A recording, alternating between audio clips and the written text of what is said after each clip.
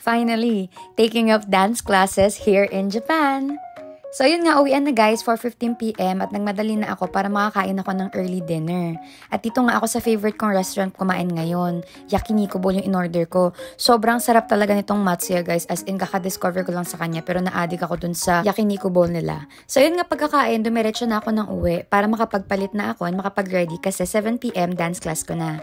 So nagpalit lang ako and kinuha ko yung indoor shoes ko kasi kailangan yan dito sa Japan at water bottle para hindi tayo bumili. So yun nga, papunta na ako sa train station para mahabol ko yung class. For today, kasama ko yung friend ko si Terry na nauna mag-dance class dito sa Dance Studio Lab 3 sa Motomachi lang, malapit lang sa tinitirahan ko. So pupunta ka lang doon anytime that you want. Wala naman siyang membership na monthly.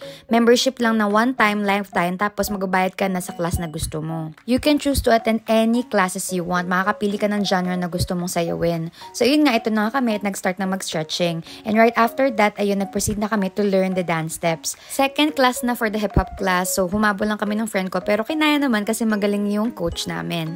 So, yun nga guys, nakapagsayaw na ulit ako. I'm so happy. Since high school, nagkasayaw na talaga ako.